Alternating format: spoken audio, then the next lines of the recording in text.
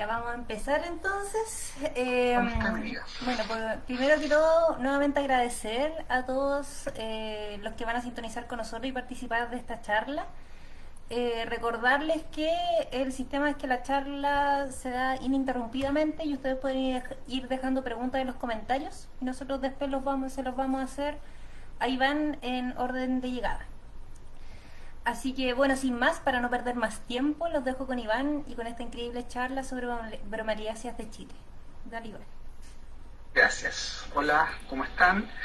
Un gusto para mí contarles sobre esta familia que a todos nos gusta, yo creo. Me presento, como dice ahí, mi nombre es Iván Quesada, soy biólogo, soy botánico. Durante mis estudios de posgrado y postdoc, durante muchos años me dediqué a investigar la bromeliáceas, particularmente las puyas, y terminé enamorado de la familia completa. Realmente una familia fascinante. Así que mi intención hoy día es contarles qué tenemos en Chile, cómo se distribuye más o menos y qué características tienen las especies que tenemos acá, que son poquitas comparadas con el resto de América, pero tienen su gracia, digamos. Ya, y bueno, para empezar, reiterarles para los que lo querían saber, esta foto que está aquí es una puya venusta, la tomé, sí, hace unos cuantos años atrás, en la playa de Huentelauquén, en la cuarta región en Chile. La flor. Después vamos a ver más fotos de esta, la flor es maravillosa. Bueno, antes de empezar a hablar de las bromelias chilenas como tal, yo creo que es súper importante ponernos en contexto sobre la familia bromeliaceae. La familia es muy grande, como vamos a ver un poquito más adelante, y siempre llamaron la atención desde el primer momento. Cuando los europeos llegaron a América, ya en el segundo viaje de Cristóbal Colón se documentó las primeras muestras e ilustraciones de bromelias que fueron llevadas a Europa para mostrarle estas curiosidades, ¿no es cierto?, a los europeos. O los primeros naturalistas, como vemos acá, este es un ejemplo de los años 1700 y tanto, que vinieron a América en los viajes con los conquistadores, les llamaban tanto la atención que solían ser bastante prominentes en los libros de ilustraciones botánicas que después llegaban a Europa.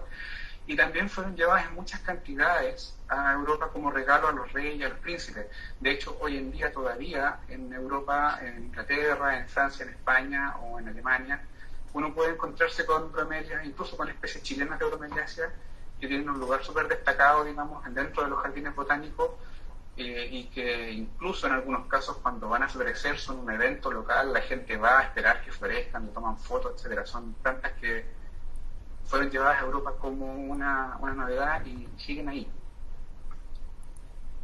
Si vamos a hablar un poquito ya desde el punto de vista taxonómico de la familia, bueno, las bromeliáceas son monocotiledóneas. Las monocotiledóneas son un grupo dentro de las plantas con flores, ¿no es cierto?, que son principalmente las plantas herbáceas. Dentro de las monocotiledóneas se encuentran dentro del orden Poales, esto es, agrupadas cerca de los pastos de las poas, pero más bien hacia el lado de las rapatáceas o las epifáceas, ¿no es cierto? Pero sin embargo, cuando se habla de herbáceas o de hierbas, a las bromeliáceas se les considera como herbáceas, no como arbustos, en cualquier clasificación más o menos formal. Una de sus características principales, que permite reconocerlas de inmediato, es que crecen en forma de roseta. Todas las bromelias crecen en forma de roseta. Esto quiere decir que tienen un tallo central bastante compactado, ¿no es cierto?, y alrededor del cual las hojas van creciendo en forma helicoidal y forman estas rosetitas bien encachadas, como se ve acá en las fotos, y pueden ser bastante grandes. Otra de las características, y que fue la que hizo que fueran, ¿no es cierto?, tan llamativas para los exploradores y tan llevadas como regalo a Europa, son las inflorescencias. La inflorescencia de la bromeliácea, en algunos casos, como vemos acá a la derecha con Puya Raimondi, por ejemplo, que es una bromelia endémica del altiplano de Perú y Bolivia, pueden crecer, alcanzar grandes alturas, tienen un tallo floral bastante largo, en otros casos no es tan largo, pero sí existe. Y hay otras también, como vamos a ver más adelante, en que la inflorescencia se mantiene en el centro, sin sobresalir. Pero su principal característica es lo llamativa. Las combinaciones de colores son súper hermosas. Podemos ver acá algunos ejemplos que son más o menos típicos en algunos grupos dentro de la familia. Tonos rosados, combinaciones de púrpura, fucsia, rojo, En otros casos hay combinaciones de amarillo con verde, azul con verde o incluso flores con pétalos blancos y tonos de verde. Pero en general son flores que llaman mucho la atención. Eso es lo que les da su gran valor en jardinería, principalmente a estas especies. La familia Bromeliaceae está compuesta aproximadamente por 3.500 especies. Este número va cambiando casi todos los años. De hecho, hay una lista de especies de bromelias que se publica cada 2 o 3 años, que la hace un señor de apellido Luther. Y porque el número de especies de mi familia va cambiando cada rato. Cuando se descubrió esta familia, se empezó a ver que había muchas especies que eran muy parecidas, que probablemente eran todas de un mismo grupo. Los primeros naturalistas le pusieron mucho empeño a investigar esta familia y a describirla.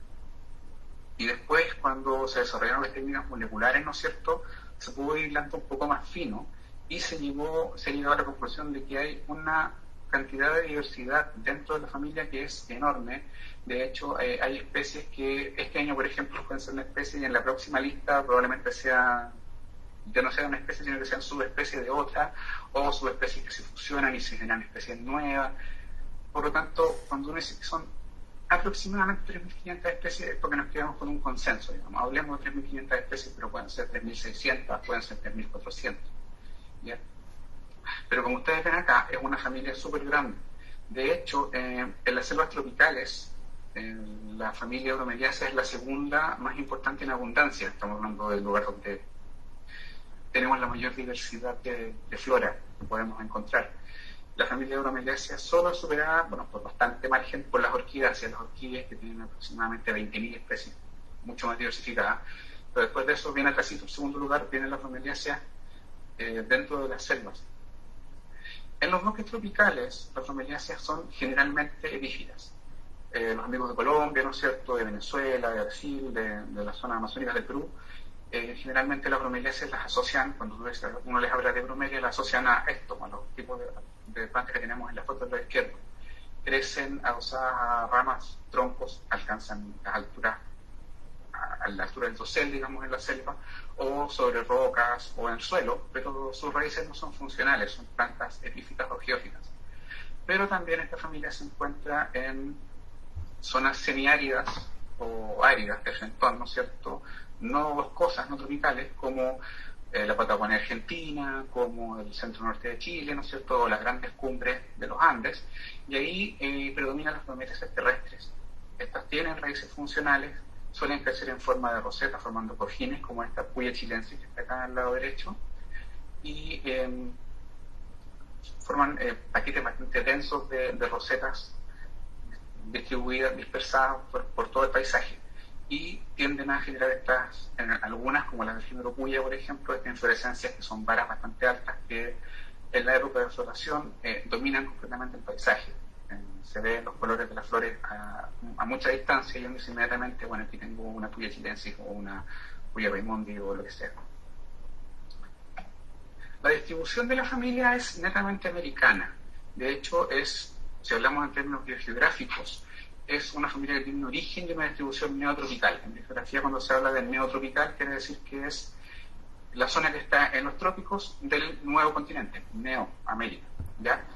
En contraste al paleotropical, que sería la misma zona, pero en África y en Asia. Esta familia se originó y se distribuye en un 99,999% en América, desde la zona central de Chile y Argentina hasta el sur de los Estados Unidos, ¿no es cierto?, y todas las islas del Caribe. Hay una especie que crece en África, que es Picairnia feliciana, que se postula que su ancestro habría llegado a África por dispersión, ya sea por viento, aves o algún tipo de transporte siguiendo las corrientes atlánticas. Sin embargo, esta es como la rareza, es como la pariente que se puede ir lejos, digamos, porque esta familia es americana en su origen y en su forma. Podemos ver acá, ¿no es cierto? No puse la cita, ahí me caí, pero este es un trabajo que salió el año pasado de Cisca y otros colaboradores del grupo alemán y austriacos que trabajan en la filogenia de la familia. Y ellos hicieron un trabajo de química, digamos, muy detallista, donde analizaron datos de colectas de bromeliáceas en toda América, herbarios, bases de datos online, lo limpiaron, lo filtraron, digamos, y con eso pudieron ellos postular dónde son las zonas donde hay mayor diversidad de especies de la familia. Podemos ver, ¿no es cierto?, Centroamérica, especialmente Panamá, los Andes son una zona de mayor diversidad, principalmente porque aquí se concentran las especies de puya, que son bastantes, se diversificaron mucho, y otra zona de alta diversidad de la familia es la costa atlántica de Brasil. Yo creo que todos alguna vez nos hemos topado, o al menos con una bromelia, que sería lo que están viendo ustedes acá. La más conocida de todas, es la piña, o el ananá, ¿no es cierto? Ananas comusus. Es una bromeliácea de la subfamilia Bromelioideae, que, como ustedes lo ven acá al lado derecho, por si no la conocían, se las presento. La flor de la piña tiene esta combinación que les contaba de colores púrpuras con rojos fuertes, y genera una inflorescencia bastante compacta, que después se transforma en este fruto, en esta inflorescencia muy compacta que a algunos nos gusta, a otros no les gusta, pero en realidad yo creo que todos, de hecho a nivel mundial, por lo menos la ubican de vista. Esta es una bromelia ya la más conocida de todos. Si vamos a hablar taxonómicamente, ya yendo un poquito más al detalle, ¿no es cierto?, dentro de la familia, cuando se quiso dividir esta familia, como les contaba, es súper grande, en distintos subgrupos, subfamilias. Lo que se hacía hasta mediados de los 90, cuando se trabajaba más que nada la filogenia desde el punto de vista morfológico o ecológico y biogeográfico, es que se había llegado a la conclusión de que había 3 subfamilias: la subfamilia Pitcairnioideae, la subfamilia Bromelioideae y la subfamilia Tillandsiae. En términos muy generales, ¿ya?, estas se dividían por formas de crecimiento y por las características de frutos, semillas y flores. Las Tillandsioideae son todas las claveles del aire y todas las familias aéreas, digamos, tenían su subfamilia. Epífitas con tricomas absorbentes, vamos a ver ese tipo de detalles. Las bromelioides representaban a las epífitas que forman tanques o que son más grandes, ¿no es cierto?, en estructuras más como jarrón. Y las pitcairnioides agrupaban a todas las terrestres, todas las personas semiáridas, etc. A mediados, fines de los 90, con la aparición y la masificación, digamos, de los métodos de filogenia molecular, lo que se logró determinar, porque este grupo, como siempre, ha sido una curiosidad, digamos, evolutiva y filogenética, fue de los primeros a los que metieron en esta juguera de analizarlo, ¿no es cierto?, molecularmente, ADN, clorofractilidad, todo lo más que se pudiera, y todavía se sigue haciendo. Pero se determinó que existen 8 subfamilias dentro de la familia Bromeliaceae. Las subfamilias Bromelioideae y Tillandsioideae quedaron igual, pero la subfamilia Pitcairnioideae se dividió en 6 partes. Y lo que podemos ver acá, al lado derecho, está este árbol filogenético, que es muy general, como les cuento. Tenemos acá las 3 subfamilias más basales o más antiguas de la familia, que son Stioideae, Lindmanioideae y Virginioideae, que son las que todavía se encuentran restringidas a la zona de origen, que es lo que les contaba, lo voy a contar más adelante también, que es en términos generales el escudo de las Guyanas. Y acá arriba tenemos, dentro de las familias más jóvenes, Bromelioideae, Puyoideae y Pitcairnioideae. Puyoideae es la subfamilia que agrupa únicamente a la especie del género Puya. Ya, es una de las más nuevas dentro de la familia. Y las puyas chilenas, como les voy a contar un rato más, tienen un papel bastante importante en el desarrollo y la diversificación de esta subfamilia y también de la subfamilia Bromelioideae. Otra forma de describir a las bromelias, y yo creo que es importante que se las muestre, es en grupos funcionales. En términos de ecología, cuando hablamos de grupos funcionales, a lo que nos referimos es agrupar distintas especies, ¿no es cierto?, distintos grupos de organismos que tengan estructuras que les permitan cumplir la misma función ecológicamente o fisiológicamente o ambas, ¿ya? Y en las bromeliáceas, los grupos funcionales en general, muy en general, son 3, así muy a grosso modo, y están basados netamente en las adaptaciones a la aridez. ¿Por qué hablo tanto de aridez? La familia Bromeliaceae es una familia que está muy adaptada a las condiciones de poca disponibilidad de agua. No solo en los ambientes altoandinos, no solo en los semidesiertos, como en la Patagonia Argentina, como les contaba, o el centro-norte de Chile, sino que también en el ambiente tropical. Hay que pensar que en las selvas tropicales lluviosas, donde llueve ¿no es cierto?, cantidades enormes. Las bromeliáceas son, como les contaba a ustedes, principalmente epífitas. Y el ambiente epífito, aunque sea dentro de un bosque ultra lluvioso, es por definición árido o semiárido. Porque el agua que cae, pueden llover 1000 milímetros en un día, pero toda esa agua escurre hasta el suelo, no queda retenida en las ramas, en las cortezas de los árboles. Y estas plantas, como les había dicho, porque son epífitas, no tienen raíces funcionales, sino que sus raíces son solo para sujetarse de su hospedador, y han tenido que ir adoptando evolutivamente formas de luchar contra esa falta de agua, porque el agua que cae tiene muy poco rato para retenerla y aprovecharla, ¿no es cierto? Bueno, el primero de estos grupos funcionales son los que se conocen como bromelias tanque. Cuando hablo de tanque no hablo de un tanque de guerra, sino que hablo de un tanque de agua, un tanque de almacenamiento de agua. Literalmente lo que ellas hacen es almacenar agua en un tanque que está ubicado al centro de la roseta, y en la base de las hojas que quedan dentro de este tanque, ¿no es cierto? Los tricomas, los pelos de la hoja, están adaptados para permitir el ingreso de agua a la planta. Entonces toman literalmente el agua por las hojas. Suelen ser epífitas o geófitas, como les contaba, y no tienen raíces funcionales. Este esquema de los tenía me quedó medio borroso, pero se entiende. Se lee un libro muy viejo de Smith Towns, que es como los primeros grandes tratados de bromelias que existen, de los años 70. Muestra en un corte longitudinal lo que les estaba contando de una bromeliácea tanque. La estructura de la roseta forma un tanque central donde se acumula el agua, y también el resto de las hojas permiten esta función de pequeños tanques laterales.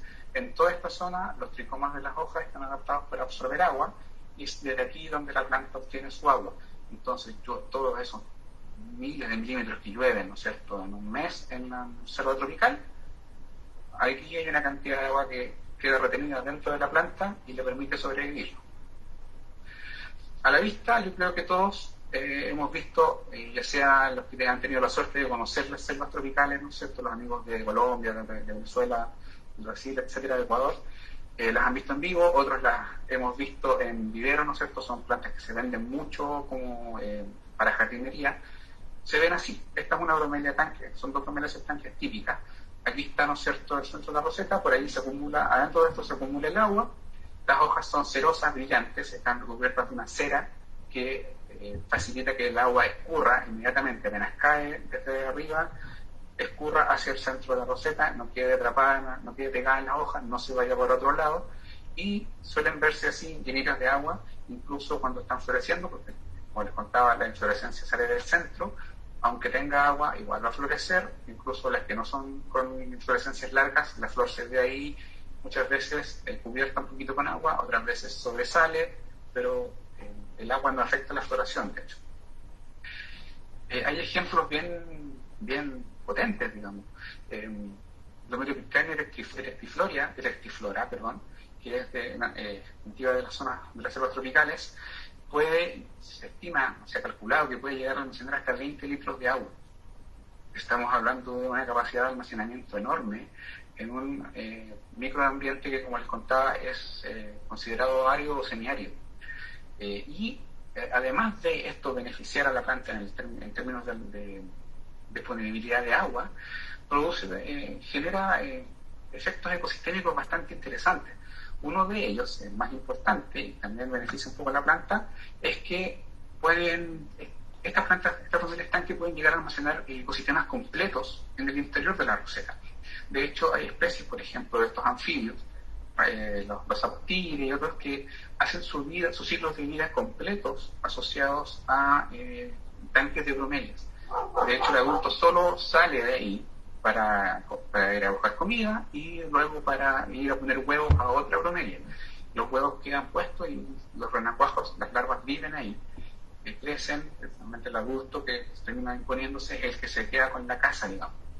Esto además tiene un beneficio para la planta, porque todo lo que ocurre aquí, no solo hay anfibios, hay insectos, hay aves que usan incluso las rosetas para vivir. Muchos microorganismos, hay unos ecosistemas riquísimos dentro de los tanques de las bromelias tanques. Todo ese mundo, el cemento mundo, produce muchos desechos orgánicos. Y esos desechos orgánicos también son absorbidos por las tricomas de la base de las hojas de la planta. Entonces, además de obtener nutrientes, al acumular esa agua, además de obtener agua, obtiene nutrientes que no obtendría de otra forma, digamos, porque como les contaba, sus raíces no son funcionales para absorber, solo para sujetar. Esto dio para pensar también durante mucho tiempo, si estas plantas son capaces de absorber nutrientes por la base de las hojas, ¿no es cierto?, y acumular agua, no tendrán una tendencia a la carnivoría, que es lo que se ve en otras plantas que forman estructuras similares. De hecho, existen 3 especies de bromelias que son carnívoras, ya que además de tener esta estructura, producen enzimas digestivas que van digiriendo, para la redundancia, a los insectos que caen dentro del tanque. Pero son solo 3 especies, y esas 3 especies corresponden a géneros basales, que son Brocchinia y, si no me equivoco, Lindmania. Están, como les mostraba antes, en la filogenia muy abajo, y se le considera un carácter súper ancestral, y dejado de lado por la selección dentro de la familia. Es muy probable que al diversificarse luego, el resto del grupo, le fue a las bromelias tanque más, entre comillas, conveniente generar una simbiosis con la fauna que se mete adentro del tanque antes que usarlo para comida. Entonces, a diferencia de otros grupos, al desarrollarse esta estructura, en bromeliaceae se tendió más hacia la colaboración, hacia la simbiosis con la fauna antes que la carnivoría. El segundo grupo funcional son las bromeliaceae aéreas. Aquí están todas las tilancias, yo creo que la mayoría de ustedes ubican las tilancias. Estas son epífitas o geófitas, también pueden crecer en el suelo, tampoco tienen raíces funcionales, igual que las anteriores, pero a diferencia de ellas, no forman un tanque de acumulación de agua, sino que los tricomas absorbentes, que las otras están solo en la base de las hojas, aquí cubren la planta completa. Y esto hace que estas plantas, que estas bromelias, literalmente saquen el agua del aire. Acá podemos verlo, ¿no es cierto?, epífitas principalmente, las bromeliaceae aéreas, las de este grupo funcional, suelen verse así, muy peludas, ¿no es cierto?, muy pubescentes. Como les contaba, casi todas las tilancias, hay algunas excepciones, son de este tipo, no forman tanque. Y la ventaja que esto les da es que, por ejemplo, dentro de las selvas tropicales, no todas son lluviosas. Muchas de ellas existen lo que se conoce como bosques o selvas de niebla, donde más que llover mucho, lo que hay es mucha niebla. Y estas plantas, como ahí no llueve tanto, sino que el agua está disponible como vapor, fueron adaptándose a lo largo de la evolución, ¿no es cierto?, para poder retener esas microgotas de agua que andan en el aire, mantenerlas pegadas a las hojas por función superficial y absorber el agua, literalmente, como les decía, del aire. Así, bien rapidito, pero para que vean cómo son los famosos tricomas absorbentes. Esta es una foto de microscopía electrónica. Como ustedes pueden ver acá, hay un anillo central que es un poco más duro y una ala, que está, este mismo esquema que está acá a la derecha arriba. Esta ala, como ustedes pueden ver en los esquemas B y C, cuando está seco, cuando no hay agua, se mantiene, ¿no es cierto?, levantada, y el tapón, estas células centrales funcionan como un tapón.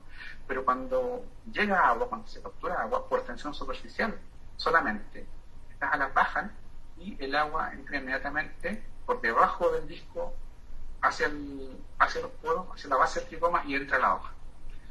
Con esta estructura, estas plantas lograron sortear ambientes tan hostiles como el desierto de Atacama. Vamos a ver más adelante que hay tilancias que crecen literalmente botadas en las dunas del desierto, viviendo solamente de niebla.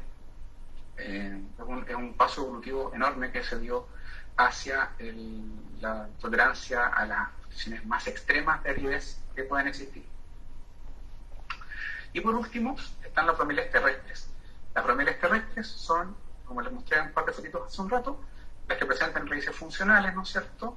Son las que mandan, digamos, dentro de la familia en zonas áridas y semiáridas como desiertos y semidesiertos y las grandes cumbres de los Andes, y presentan principalmente adaptaciones fisiológicas a la aridez. Las otras también las tienen, pero aquí no hay adaptaciones morfológicas mayores más allá de un poquito de suculencia.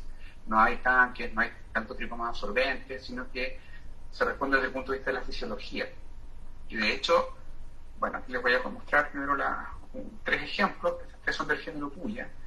La que está a la izquierda es Puya chilensis. Esta foto es del Parque Nacional Fray Jorge en Chile. ¿Ya?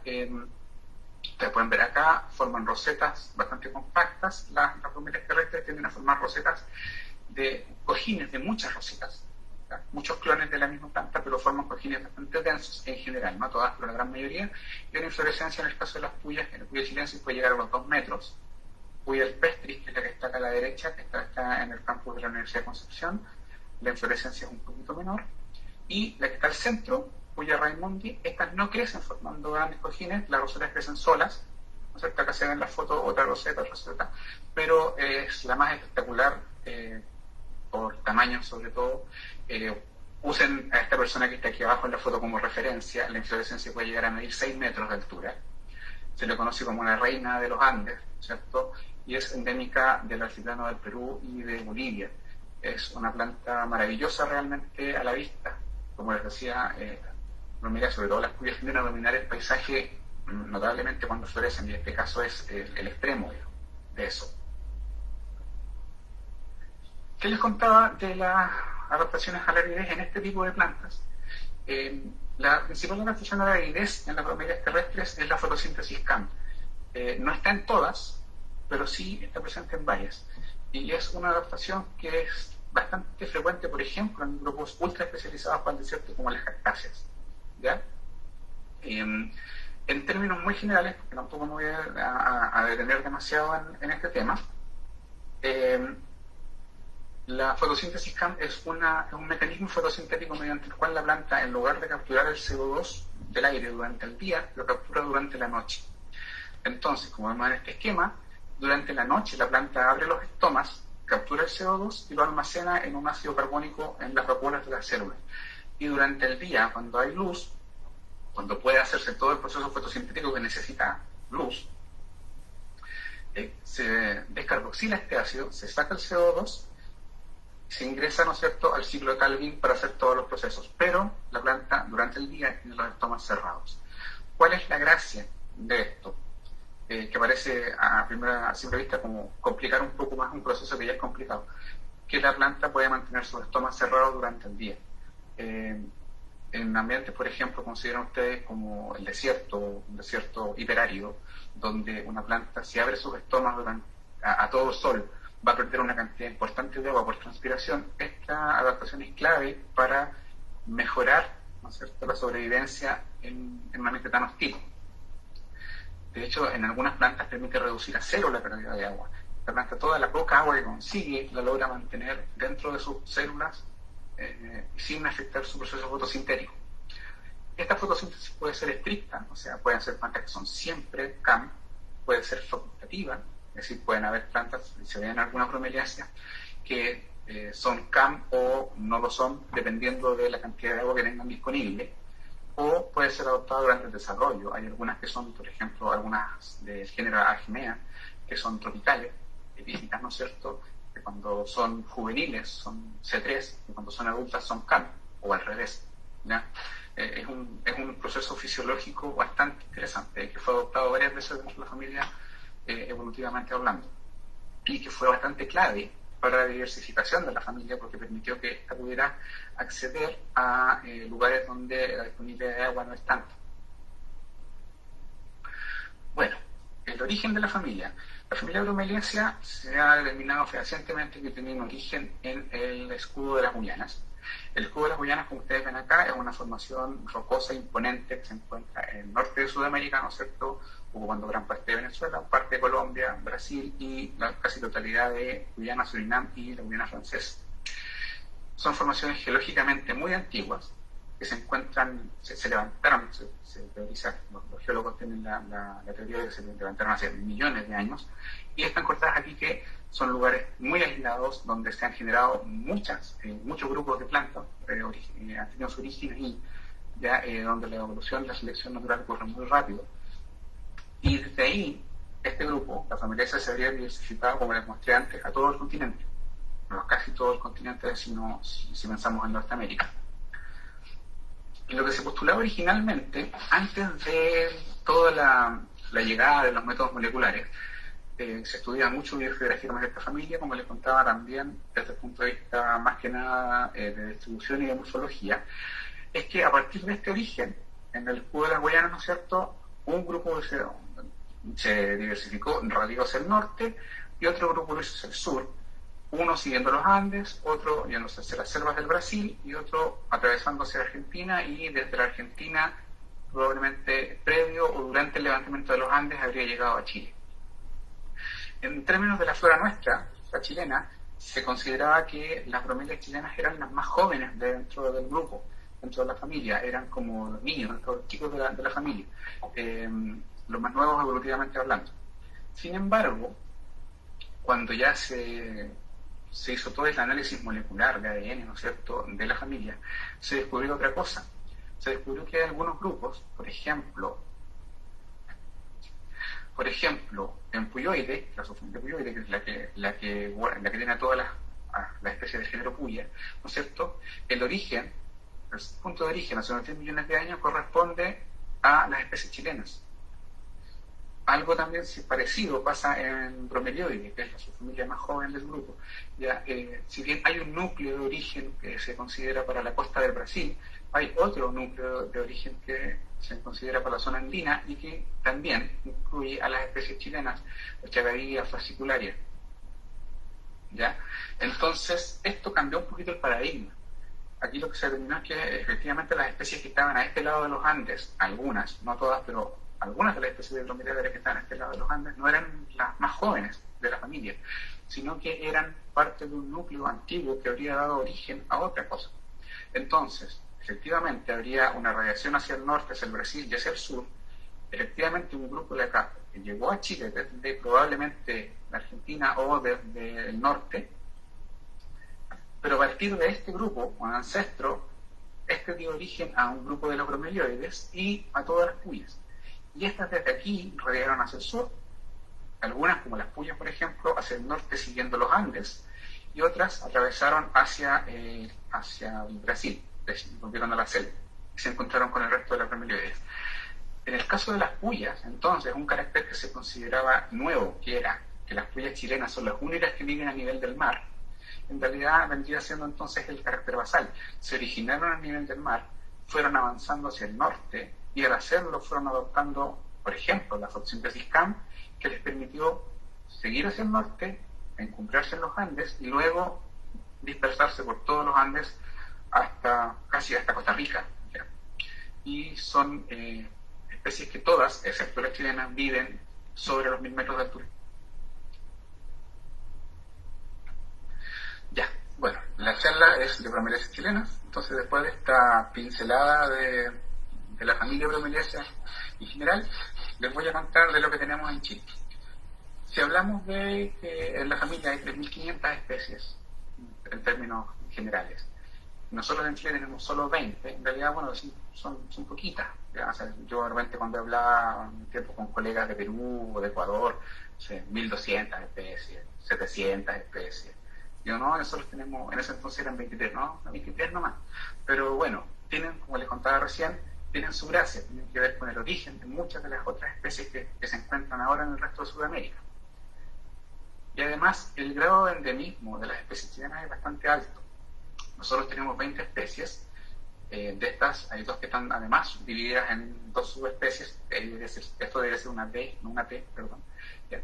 Y de esas 20 especies tenemos 16 que son endémicas, que solo se encuentran en Chile, no se encuentran en ningún otro país.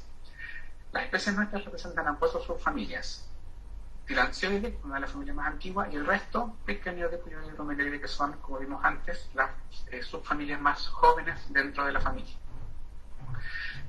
Lo que yo les voy a mostrar ahora son imágenes e información de las 20 especies que tenemos en Chile, para que las vayan conociendo y para que sepamos un poquito dónde están y qué tan amenazadas están. Bien.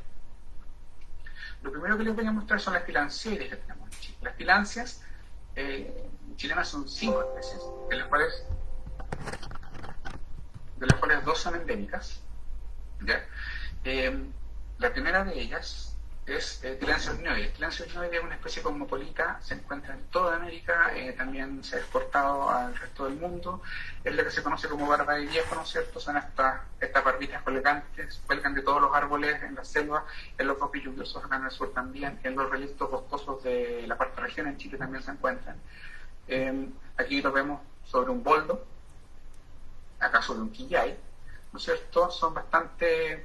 están en todos lados y es una especie bastante cosmopolita sin ningún problema mayor de conservación. Sus flores son pequeñitas, ¿no es cierto?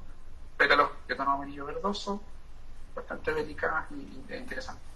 Pero como les contaba, no es una especie endémica ni tampoco presenta grandes amenazas más allá de situaciones puntuales locales por contaminación, principalmente o deforestación.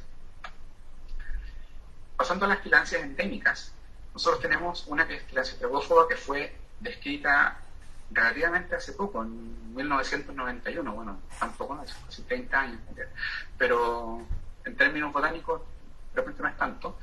Fue descrita por Michael Dillon. Se encuentra restringida, como ustedes pueden ver acá en el mapa, a un área muy pequeña de quebradas al norte de Taltal, ¿ya? Y es la única bromeliad chilena que forma tanque de almacenamiento de agua. Esta adaptación funcional a la idea que les contaba hace un rato, ¿ya? Depende completamente de la camanchaca, que es la camanchaca, para los que no lo saben, sobre todo los amigos que no son de Chile, es el nombre que se le da localmente a eventos de neblina que se produce sobre el océano en las mañanas y después los vientos la llevan hacia el interior. En toda la zona costera del desierto de Atacama, en Chile, se produce este fenómeno en mayor o menor medida y es lo que permite que las plantas de la costa reciban agua. No, porque estamos hablando de un lugar donde no llueve literalmente casi nunca. Entonces, la niebla marina, o camanchaca, que es el nombre que se le da, es lo que les da el agua. Esta puede almacenar hasta medio litro de agua, más o menos, lo que se ha calculado. Les pido perdón por las fotos. Las fotos son de Michael Dillon, ¿no? Y son las únicas fotos que hay de Tilancia trebófoba en terreno. ¿Ya? Estas fotos son las mismas que usó Michael Dillon para el paper, para su paper del año 91, o sea, son fotos que tienen 30 años, ¿ya? Un par de fotos más que vamos a ver. Y su estado de conservación es en peligro crítico. Está clasificada como tal, está muy amenazada, como les decía, tiene un rango de distribución muy chiquitito, muy acotado, y la afectan bastante eventos como el pastoreo, sobre todo en esta zona que se crían cabras, y las cabras, literalmente, las cabras comen cualquier cosa, cualquier planta, no importa que sea dura, blanda, espinosa, es lo mismo. La contaminación por faenas mineras y el cambio climático, ¿en qué sentido? En que se ha detectado en los últimos años que el cambio climático está teniendo un efecto importante, alterando los regímenes de niebla en esta zona. Por lo tanto, los eventos de niebla a veces se han hecho más cortos o de frente más distantes en el tiempo, y eso afecta directamente a las plantas que dependen de esta niebla como su fuente de agua. Estas fotos también son de Dillon, dicen 2019, porque en 2019 él las subió a un sitio web, pero son las fotos del año 90-91. Acá la vemos creciendo, ¿no es cierto?, en la ladera, y acá vemos la inflorescencia que agarra unos tonos rojizos las hojas cuando ya va a florecer. Esta foto de acá es del ejemplar, de unos ejemplares que tienen en el Jardín Botánico Nacional de Chile, que está en Viña del Mar. Ya aquí podemos ver más al detalle a Tilancia trebófoba. La inflorescencia todavía no cambiaba de color, estaba recién saliendo. Como ustedes pueden ver, típico de las bromeliáceas que forman tanque, que les contaba adelante, hojas brillantes, cerosas, no peludas, sino que glabras, pensado, diseñado, ¿no es cierto?, evolutivamente para que el agua escurra hacia el interior del tanque lo más rápido posible. Otra tilancia endémica de Chile, ya esta vez es aérea, ¿no? Tiene tipo más absorbente, uno lo nota inmediatamente al ver el tono medio plateado de las hojas, entre plateado y plomo, es Tilancia G6. Tilancia G6 se conoce como clavel del aire de Paposo. Ustedes pueden ver acá a la derecha, ocupa una franja costera entre al norte de Altal, entre Antofagasta y el Saltillo, Paposo probablemente, y las alrededores de La Serena. Sin embargo, donde es más abundante es en la zona de Paposo y Taltal. Más hacia el sur, hacia La Serena, no es tan abundante. También depende de la camanchaca, y esta uno la puede encontrar creciendo sobre rocas, sobre cactus, sobre arbustos, es totalmente epífita. se encuentra casi amenazada, está muy cerca dentro de la clasificación de ser considerada vulnerable, principalmente por lo que les contaba recién de los cambios en los regímenes de niebla por el cambio climático. ¿Ya? Como ustedes pueden ver acá, puede crecer arriba de árboles, puede crecer arriba de cactus, es una planta bastante bonita, y la espiga, cuando la planta florece o florecer, también toma tonos medios púrpuras, verdosos, bien llamativos. Las dos siguientes que les voy a mostrar no son endémicas, son nativas, se comparten con Perú, ¿ya? Y son plantas bien encachadas, que son las que ya mencionaba, que crecen literalmente sobre la arena del desierto. Una de ellas, la primera, es Tillandsia landeckii. Tillandsia landeckii se conoce como calanchuca, o como clavel del aire también. Se encuentra en toda la zona costera hasta el sur de la región de Atacama, ¿ya? Vamos acá, y por el norte sigue, avanza hasta el sur. El Perú ocupa bastante territorio en el sur del Perú. Una de las gracias que tiene, o la mayor gracia ecológicamente hablando que tiene, es que forman extensas praderas que se conocen como lomas de Tillandsia, como calanchucales, que son estos cojines que se ven acá, que están formados literalmente, como les decía, por plantas que están tiradas sobre la tierra, sobre la arena, no tienen raíces funcionales, se sujetan, digamos, a sí mismas al formar estos cojines, y dependen completamente de la camanchaca. Su estado de conservación, perdón que retroceda, pero mostrárselos, es vulnerable. Y la principal amenaza que están enfrentando también, al igual que las otras, es el cambio en los regímenes de niebla. De hecho, si quieren buscar más información de estas calanchucales chilenos, hay una investigadora chilena que se llama Raquel Pinto, investigadora independiente. Raquel Pinto es probablemente la persona que más conoce en Chile, de los investigadores chilenos, digamos, sobre este tipo de formaciones de los calanchucales. Y ella ha comentado, reportado, que hay zonas donde, poblaciones que ella conoce, digamos, donde le ha tocado ir de nuevo a verlas y están todas muertas, porque los cambios de los regímenes de niebla han sido brutales. Entonces, por esto, esta especie se considera como vulnerable. Aquí tenemos otra vista, ¿no es cierto?, de los calanchucales, y la flor es pequeñita, de tonos amarillos, ¿no es cierto?, medio similar a la de Tillandsia urnoides. Y la otra, que forma calanchucales también, y que hasta no hace mucho no se sabía que estaba en Chile, solo se consideraba para el Perú, es Tillandsia marconae. Tillandsia marconae también se conoce como calanchuca, también forma calanchucales. En Chile se encuentra solamente una población cerca de Arica, en un lugar que se llama Poconchile, que está, para los que se puedan ubicar más o menos, entre Arica y el cruce del Valle de Azapa. ¿Ya? Esta población de aquí depende también totalmente de la camanchaca, forma calanchucales, como les decía, asociadas a Tillandsia landeckii. También se le considera vulnerable, sin embargo, a pesar de tener solo una población en Chile, no es considerada en categorías más críticas, porque se estima que si llegase a desaparecer, es muy probable un evento de repoblamiento desde el norte, ya que pasando la frontera hacia Perú, Tillandsia marconae es súper abundante. También, ¿no es cierto?, la amenaza, una de las amenazas principales son los cambios en los regímenes de niebla, pero en esta zona, además de encontrarse en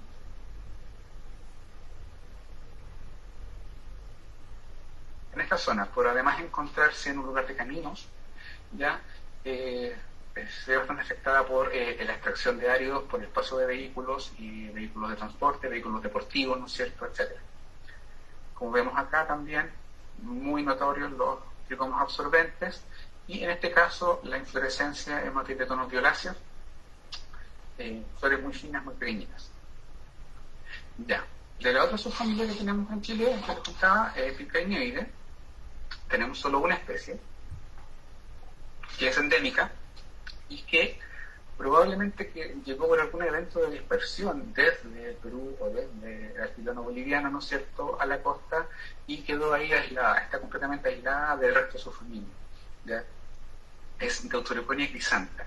Deuteroconia crisanta ocupa una franja costera bastante pequeña entre, ¿no es cierto?, la zona de Paposo y el sur de Chañaral, en la segunda región en Chile.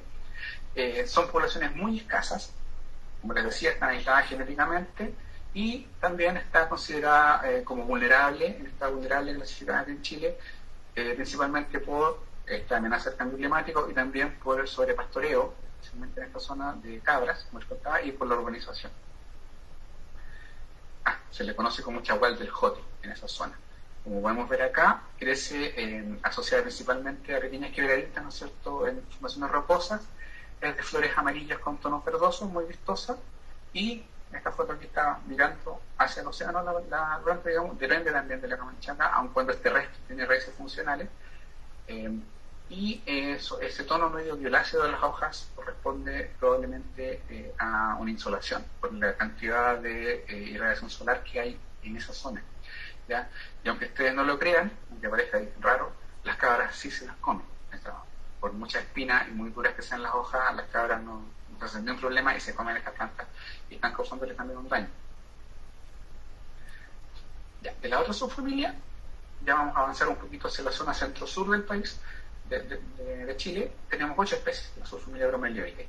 Son todas endémicas y, como les contaba, una de las importancias mayores que tienen desde el punto de vista evolutivo es que este sería uno de los núcleos, o sea, serían descendientes, nuestras bromelioides serían descendientes de uno de los núcleos que habría dado origen a esta subfamilia. Primero tenemos el género Chagavía. Chagavía son conocidos como cardoncillos.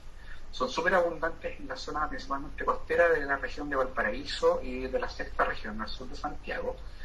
Ochagavía littoralis en este caso es endémica. Es muy abundante pero en los acantilados, por algo se le conoce como cardoncillo de acantilados. Las hojas son súper suculentas y la inflorescencia central, y después lo voy a mostrar en otra foto, involucra el enrojecimiento de las hojas. Esto es una característica bastante llamativa, sobre todo se encuentra mucho en las bromelioides. Vamos a verla en todas las bromelioides chilenas. El enrojecimiento de las hojas que están en la base de la inflorescencia. Esto, como una vez me lo explicó un profesor en Argentina, un profesor argentino, me decía, son verdaderas pistas de aterrizaje para los insectos, y es verdad. Como los insectos pueden ver en longitudes de onda mayores que nosotros, probablemente el insecto polinizador ve esto como verdaderas luces, ¿no es cierto?, de una pista de aterrizaje para llegar a la inflorescencia al centro. Estas inflorescencias, en el caso de Chagavía, no producen un tallo floral, sino que se encuentran siempre en el centro de la roseta. Como ustedes pueden ver, combinaciones de rosado, rojo, púrpuras, bastante bonito. Otra Chagavía que tenemos acá en Chile, que tiene una distribución un poco mayor, desde Valparaíso hasta el sur de la región de la Araucanía, es el cardoncillo, la Chagavía carnia. También es costero, también es endémico, es bastante abundante, aunque en este caso sí tiene un estado de conservación vulnerable. ¿Por qué? Principalmente porque se encuentra, como los que vivimos en esta zona sabemos, en la zona que ha sido más afectada dentro de Chile por la urbanización, por las faenas forestales, etcétera. Son zonas que se encuentran intensamente deforestadas y contaminadas. Entonces, esto a lo largo ha ido afectando a las poblaciones de Chagavía carnia en un nivel bastante importante. Acá tenemos más de cerca una toma, una foto de María Teresa Aguirre, una toma de la inflorescencia central. Las hojas también son suculentas, son un poquito más delgadas que las de Chagavía littoralis, y la inflorescencia también, tonos rosados, ¿no es cierto?, medio muy bonito. También hay una Chagavía que crece hacia la cordillera de los Andes en Chile, que es la Chagavía andina. También se lo conoce como cardoncillo, pero en este caso es precordillerana. Y crece desde la zona de Santiago más o menos hasta Chillán, la región de Ñuble. En la precordillera hasta los 1300 metros de altura, principalmente asociada a rolleríos cerca de cursos de agua o pequeñas quebradas. Se encuentra en peligro, sus poblaciones son muy pocas, están muy dispersas, y ha sido muy afectada por el pastoreo. Esta zona también es una zona muy agrícola, faenas mineras, deforestación, limpieza para agricultura.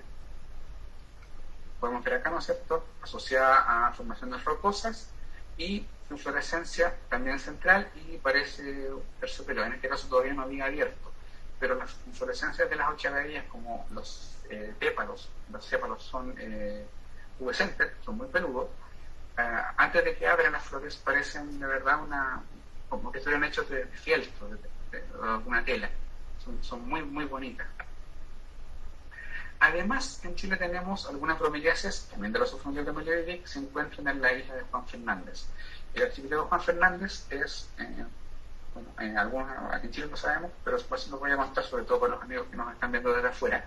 El archipiélago Juan Fernández son estas 3 islas que se encuentran frente a la costa de Chile y son bastante difícil acceso, y tienen una flora bien particular, tienen una flora muy especial y que es netamente endémica. De hecho, las especies que se encuentran en la isla de Juan Fernández evolucionaron por sí solas después de probablemente algún evento de colonización pasado, y se encuentran especies que solo están ahí, son endémicas del archipiélago Juan Fernández, y están muy amenazadas porque la flora de la isla ha sufrido mucho por las invasiones biológicas. El hombre lamentablemente ha llevado cabras, ha llevado distintos animales que han atacado la flora y la fauna local, y también algunas plantas que en el continente nosotros las encontramos nativas, que son inofensivas. En estas islas se han vuelto invasoras y han desplazado las locales. Ochararia elegans es una de las especies de bromeliaceae que tenemos en la isla de Juan Fernández, particularmente en la isla Robinson Crusoe. Es endémica de la isla Robinson Crusoe. Forma espines densos pequeñitos, unos 30 centímetros de altura, ¿no es cierto?, en los faldeos rocosos principalmente. Es considerada vulnerable principalmente por los eventos de erosión, que han dañado bastante las laderas de los acantilados de las islas del archipiélago. Como podemos ver acá también, la inflorescencia central, en este caso las flores son de tonos un poquito más púrpura, pero también siempre está la base de la combinación de púrpura con rosado o con rojo. La otra especie de bromeliácea que vive en las islas de Juan Fernández pertenece a otro género, pertenece al género Greigia, y es Greigia verteroi. Greigia verteroi también es endémica de las islas, es muy escasa esta denominación. Se ha estimado que su presencia no cubre más de 5 kilómetros cuadrados en la isla. Está clasificada como en peligro y está amenazada por distintos factores, la flora y la fauna introducida, y también por la degradación del terreno. Las fotos que hay acá, que son esta, está en internet, que es una foto de un jardín botánico francés del año 99, imagínense, y esta de acá, que es foto de Marcia Ricci, que está en la ficha de clasificación de especies del Ministerio de Medio Ambiente. Son las únicas fotos que hay disponibles. Yo no tengo la suerte de conocer el archipiélago Juan Fernández, o sea, no tengo fotos de estas, pero es muy difícil de encontrar. De hecho, durante un tiempo se consideró extinta. Sin embargo, se sabe que hay poblaciones, pero como les contaba, muy amenazadas y muy escasas. Otro de los representantes de la subfamilia Bromeliaceae en Chile, este género Greigia también, Greigia fasciolata. Greigia fasciolata, como ustedes pueden ver acá, se distribuye profusamente en toda la zona centro-sur de Chile, desde la zona de Concepción, donde estoy yo, hasta la isla de Chiloé. Es lo que se conoce acá como chupón. Es endémica, no cruza hacia el lado argentino, es de gran tamaño, la roseta puede superar el metro y medio de alto, ¿no es cierto?, y está clasificada como vulnerable porque ha sido afectada por deforestación. Esta es una de las zonas más deforestadas que hay, por el pastoreo y también por el consumo humano, porque el fruto carnoso que produce es comestible. De hecho, el fruto es lo que se conoce como chupón, y ese nombre derivó en toda la planta. Esta es la planta de Greigia fasciolata, hojas aserradas, ¿no es cierto?, largas, con un doblez a la mitad. Las flores son de un tono lila muy clarito, muy bonitas, y estas de acá son los famosos chupones, que es el fruto, digamos, ya de la planta una vez que la flor, una vez que el fruto maduró. Estos se sacan, se chupan, y el néctar es muy dulce, muy rico, y a la gente le gusta comerlo. La otra Greigia que tenemos en el continente es Greigia lambecki, es muy parecida a la anterior, se distribuye en las mismas zonas, pero se encuentra en peligro, principalmente porque se usa bastante en cestería. Las hojas, el fruto no es comestible, pero sus hojas producen una fibra muy dura, muy buena para hacer cestos, para hacer canastos, etc. También es endémica, se le conoce como ñocha, y es más pequeñita que la Greigia fasciolata, ¿cierto? Podemos ver acá, la forma es igual, las hojas son del mismo tipo, pero la planta es más pequeña y las flores son blancas, no son púrpuras como las de Greigia fasciolata. Y la última bromelióide que tenemos en Chile, también endémica nuestra, es Fascicularia bicolor. Fascicularia bicolor se conoce como chupalla o como poe, puede ser epífita o puede ser terrestre, tiene raíces funcionales, es abundante, bastante abundante entre los 36 y los 45 grados entre la región de Valparaíso y la región de Aysén. Incluso se han encontrado ejemplares de esta especie. Tiene una inflorescencia central y también las hojas del centro se enrojecen. No está clasificada como en peligro ni nada parecido, y es muy llamativa, muy vistosa por su color, sobre todo por el color rojo. Aquí les voy a mostrar, esta fascicularia bicolor está en un macetero en mi casa, ¿ya? Cuando empieza a florecer, al igual que todas las bromelióides, como les contaba antes, empiezan a aparecer estas pistas de aterrizaje, ¿no es cierto?, en las hojas centrales. La inflorescencia del centro está cerrada todavía, pero una vez que florece, ¿cierto?, las flores son de un tono celeste clarito, muy delicado, muy verde agua más que celeste, y las hojas son muy, muy rojas. Entonces en el bosque o en los roqueríos se ve desde lejos, ¿no es cierto?, esta planta, esta roseta roja, ¿no es cierto?, colgando de un árbol o de una roca, llama mucho la atención, son muy bonitas y son bastante abundantes en algunos lugares. ¿Ya? Aquí tenemos un detalle de la inflorescencia, ¿no es cierto?, flores, un tonito verde agua clarito, como les contaba. Como les decía, son epífitas en la zona sur del país, donde llueve bastante, pueden crecer incluso arriba de en la canaleta de una casa, sin ningún problema. No sé, sin ningún problema, crecen en cualquier lado. Están divididas en dos subespecies. ¿Ya? Aquí podemos ver también lo espectacular del tono rojo que adquieren las hojas centrales de la roseta cuando la planta está florecida. Se dividen en la subespecie bicolor, Fascicularia bicolor, subespecie bicolor, que es la que tiene las hojas con la base más ancha, unos 2 centímetros de ancho más o menos, hojas que son planas, son lisas, ¿no es cierto?, y es la que se encuentra principalmente en los roqueríos costeros, en zonas muy asoleadas de la costa. Y la subespecie canaliculata, Fascicularia bicolor, subespecie canaliculata, cuyo el nombre lo dice, las hojas que tienen como un canal al centro, están como curvas, tienen un pequeño canalículo en el centro y son mucho más angostas, pueden tener 1,1 centímetros de ancho, y esta subespecie se encuentra principalmente como epífita al interior de los bosques, incluso hasta los 900 metros de altura sobre el nivel del mar.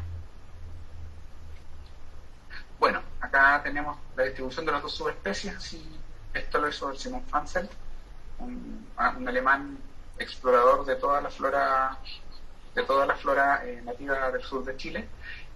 La subespecie bicolor es la que llega más al norte, hasta la zona de Valparaíso más o menos, y se distribuye principalmente por la costa, ingresando al interior en el sur. Pero la subespecie canaliculata es la que domina en los bosques lluviosos, los bosques valdivianos principalmente, y llega hasta la región de Aysén. Bueno, finalmente, la subfamilia puyoide, las famosas puyas, ¿no es cierto?, que son las que nos encantan a muchos. En Chile tenemos 6 especies. De estas 6 especies, 5 son endémicas y una atraviesa los Andes hacia la Argentina en un par de puntos, entonces es compartida con Argentina. La primera de estas especies es Puya boliviensis. Puya boliviensis es el chagual dulce, el chagual de paposo, y al igual que las pilancias, la otra especie que les mostré de la zona norte, se encuentra restringida como endémica de una franja costera muy, muy angosta en la zona norte, en los alrededores de Taltal, Paposo, Caldera, ¿no es cierto? Se le considera vulnerable, depende netamente de la niebla, de la camanchaca, y este cambio en los regímenes de niebla también la ha afectado mucho. Como podemos ver acá, genera inflorescencias no muy altas, no más de 1 metro, ¿no es cierto? Y sus flores son amarillas, de amarillo con tintes verdosos, ¿no es cierto? Esta forma parte, dentro de las puyas, de las 3 especies que tenemos en Chile, que son de las que se conocen como las puyas amarillas, que son las puyas que generan flores de tonos amarillos. La otra es Puya gilmartiniae. Puya gilmartiniae se conoce como chagualillo o cardoncillo, es endémica y esta no tiene mucho acercamiento, se encuentra restringida a un espacio muy pequeño de terreno al norte de La Serena. No ocupa mucho, presenta poblaciones muy dispersas, ¿no es cierto? Coincide con Puya chilensis, por lo que genera bastantes híbridos, pero se le considera en peligro porque su área de distribución es muy pequeña, y además, me tocó verlo, digamos, en vivo, toda la zona donde crece en los últimos 10 años ha sido urbanizada de forma muy agresiva. hay bastante. Por ejemplo, a mí me tocó mostrar, les voy a mostrar las fotos y les voy a ir contando un poco. Esta es una puya gilmartiniae. Esta foto la tomamos en un lugar que se llama Punta Poroto, que está al norte de La Serena. Como ustedes pueden ver acá, es una roseta de un tono verde más oscuro. Si ustedes se la tocan, se distingue meramente porque el tono de verde de las hojas es un poco más oscuro y las espinas son medio blanquecinas. Pero no es que sean blancas, es que están cubiertas por pelos. Y de hecho, yo me he pinchado las manos con toda la promilia que he tocado en mi vida. Y la Puya gilmartiniae, es la única que me produce a mí por lo menos una reacción de picazón y ardor muy fuerte. Y es probablemente porque esos pelos en las espinas sean urticantes. Es una característica. Al verla uno la reconoce casi inmediatamente después de un tiempo de haberse lavado las manos con ella. Como ustedes pueden ver acá, forma cojines bastante pequeñitos, ¿no es cierto? Generalmente asociados a rocas. Dependen de la niebla, también ahí en esa zona ya llueve un poco más. Y bueno, acá podemos ver a ella es Paula, mi señora, y mi colaboradora de terreno todos estos años, mi compañera de viaje. Como ustedes pueden ver acá, la inflorescencia no crece más de 1,60 m, son plantas de cojines muy bajitos. Y lo que les voy a contar, esta zona, Punta Poroto, esta foto la tomamos nosotros en el año 2011. Allá al fondo, en la base de esa ladera, está la carretera, la ruta panamericana, la ruta 5, como le llamamos acá en Chile, la 5 Norte, que en ese entonces no era de doble vía, era solo una vía. Y aquí no había nada, no había, con suerte había un par de senderos para moto, para la gente que iba a hacer motociclismo, ¿no es cierto? Nada más. Meterse en vehículos, había que sortear rocas y arroyuelos y todo. A ver, no voy a ver nada. Lamentablemente, esta foto fue en 2011. Después esto fue el comienzo a mitad de mi doctorado. Después, cuando hice el postdoc, volvimos a ir ahí en 2015 y ya habían empezado, sí, en 2015 ya habían caminos, habían pasado retroexcavadoras, ¿no es cierto?, haciendo caminos y habían parcelado. Se vendieron muchas parcelas en ese sector. Y la retroexcavadora, nosotros nos encontramos con un montón de restos de Puya gilmartiniae desparramados por todos lados porque la máquina les pasó por encima, literalmente. Y la última vez que fuimos, en el año 2017, ya la Panamericana tenía doble vía, estaba todo cercado, ¿no es cierto? Habían casas en este sector, pequeñas parcelas, y era imposible acceder, digamos, a ver las plantas. Pero es muy probable, de hecho, estoy seguro, que las plantas que están en estas fotos ya no existan, ni ellas ni nada, probablemente que hay un camino o una casa. Entonces, por eso se le considera en peligro, digamos, porque de repente, muy rápidamente, llegó la organización a ese pequeño lugar donde ellas vivían y se han visto afectadas terriblemente. A mí, por lo menos personalmente, me afectó bastante darme cuenta de esa situación en el momento. También son de flores amarillas, como les contaba, pertenecen a las puyas de flores amarillas. Podemos ver acá los 3 pétalos muy notorios, ¿no es cierto? El polen de un amarillo intenso, son muy bonitas y también dominan el paisaje, como les había contado antes. Y la otra puya de flores amarillas que tenemos en Chile es nuestra puya de bandera, insignia, Puya chilensis. Se conoce como chagual, como carduano, como puya.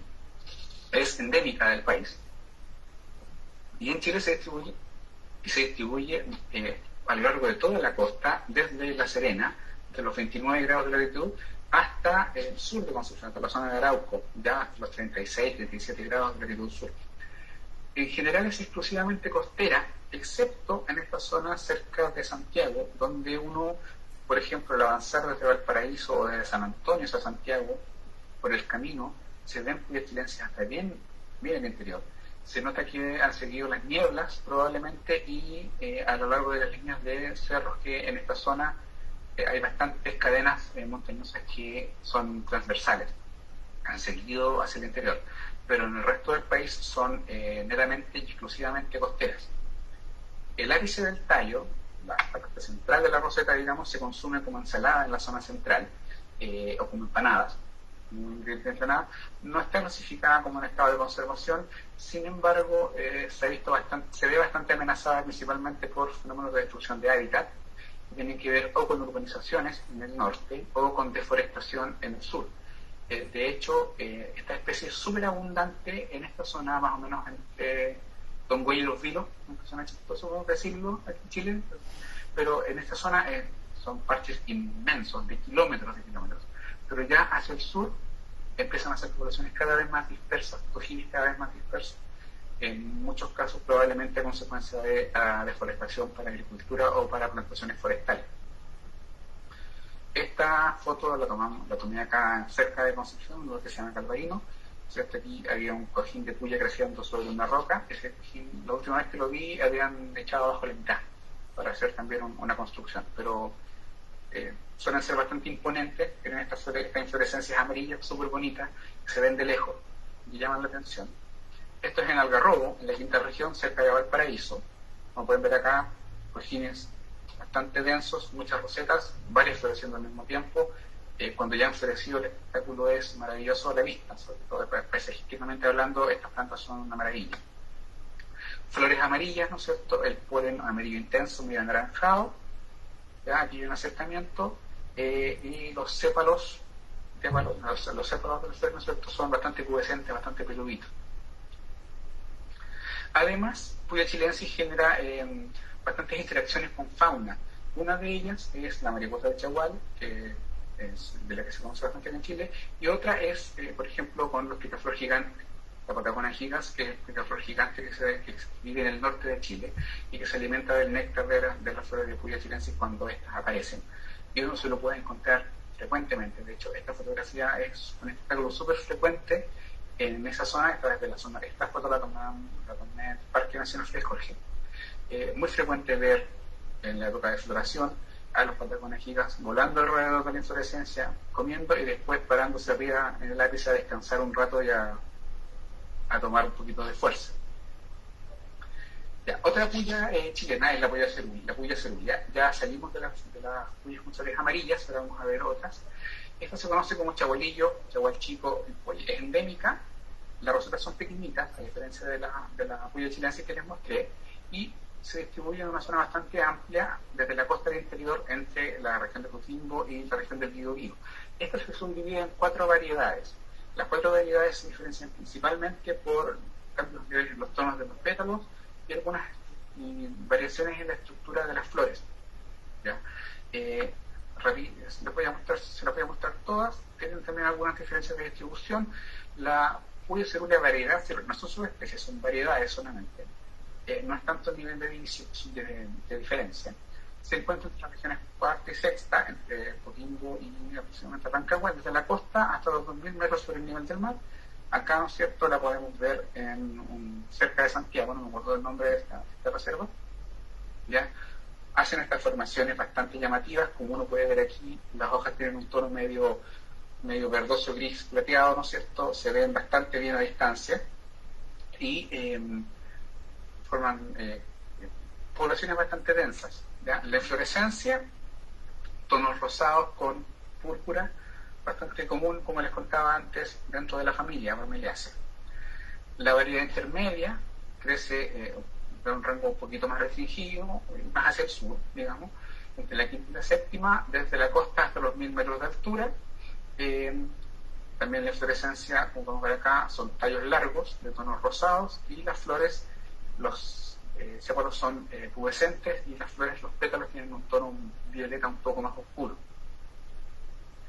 Y la variedad monteroana, la puya cerúlea variedad monteroana, tiene un rango mucho más restringido entre la sexta y la séptima región, Valle Central y la precordillera.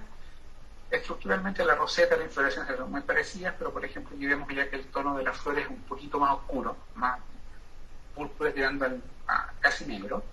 Y la variedad violácea, también las rosetas son pequeñitas, ¿no es cierto?, bastante parecidas, la inflorescencia también, y se ven en algunos casos estas flores que agarran un tono casi negro dentro del rango de los púrpuras, digamos. Estas crecen bastante en la zona precordillerana. Esta foto yo la tomé cerca de Villa Mapiera, por el lado de Enrique Pesquilauquén. Esa planta, esa población después, la siguiente que pasé, ya no estaba, ya no existe. Pero bueno, lamentablemente es lo que pasa. Y como ustedes pueden ver acá, lo llamativo es que uno ve prácticamente flores que son negras a la vista. Estamos dando cuenta que es un púrpura muy oscuro, muy bonita. Y bueno, finalmente dentro del género puya, puya venusta. Puya venusta es el chagualillo o el chagual chico, crece en una franja costera, netamente costera, entre más o menos, yo diría que la desembocadura del río de Marí, en la cuarta región, y tiene su límite sur muy marcado en Zapallar. Más al sur de Zapallar, yo nunca he visto y tampoco conozco reportes de esta especie. Se encuentra en quebradas o roqueríos a la orilla del mar, generalmente mirando el mar, ¿no es cierto? Se le considera vulnerable, está también en una zona que ha sido históricamente y está siendo todavía muy urbanizada, y también sufre amenazas por pastoreo. A esta, las cabras se la devoran. ¿Ya?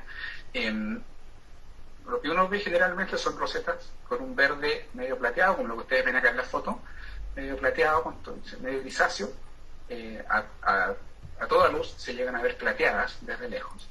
Forman poblaciones bastante densas en algunos lugares. Este es el Cerro La Cruz en Zapallar. Esta es una ladera que mira hacia el norte. Y acá tenemos, ¿no es cierto?, una que está florecida. Se notan inmediatamente por el tono de las hojas que hay puya venusta. Como vemos acá un acercamiento, ahí está la inflorescencia. Esta inflorescencia, cuando empieza a salir, forma esta especie de mazo, ¿no es cierto?, un mazo de color rosado, fuerte, fucsia. Y cuando abre, tenemos una de las flores más espectaculares que, en mi opinión, que podemos ver en Chile, que es esta flor de un tono morado fuerte, ¿no es cierto?, por el naranjo, y la inflorescencia en tonos rojos rosados, muy, muy linda. Acá hay un acercamiento, ¿no es cierto? Son flores que son maravillosas, de verdad maravillosas en verlas en directo. Acá una muestra más, todos los sépalos pubescentes, ¿no es cierto?, los pétalos con este tono morado azulado muy lindo. Y lo que les contaba, las cabras, esto es muy común, cuando uno va a ver puya venusta de repente en algún lugar, es muy frecuente encontrarse con la planta que está así. Y esto no es que haya pasado a alguien con una tijera, sino que esto fue una cabra que se la comió. ¿Ya? Ahora no se hace ningún problema con la espina. Y finalmente me faltaba una puya, la puya alpestris. La puya alpestris se encuentra también en toda la zona centro-norte de Chile y centro-sur. ¿Ya? Y actualmente se encuentra dividida en dos subespecies. La puya alpestris, subespecie alpestris, que es la que está en el sur, y la puya alpestris, subespecie soelneri, que es la que está en el norte. La soelneri es la que antes se conocía como puya verteroniana. Si ustedes han escuchado hablar o han visto o han leído sobre la puya verteroniana, esa es la que hoy se conoce como puya alpestris, subespecie soelneri. Y esta crece entre la zona al norte de La Serena y más o menos de la altitud, un poquito al sur de Curicó. ¿Ya? En costa, en precordillera, en Valle Central, se le puede encontrar asociada principalmente a roqueríos, ¿no es cierto? Aquí está una muestra de los cojines, es muy abundante, entre los 1925, llega a los 1200 metros sobre el nivel del mar sin ningún problema, no tiene ningún estado de conservación, de clasificación. Esta es la roseta, ustedes pueden ver acá, por un lado, si no la ven con flor, como para que la reconozcan, por un lado, hojas que se ven brillantes, muy cerosas, ¿no es cierto? Y por el envés, una capa de tricomas que parece prácticamente una cobertura de fieltro, ¿no es cierto?, blanca. Inmediatamente uno, al tomarla y dar vuelta a la hoja y ver esta capa de tricomas que para que las uñas se salen, como un raspe, ¿ya? Uno se da cuenta que es una puya alpestris. Así. Las flores son de un tono verde azulado clarito, muy sutil.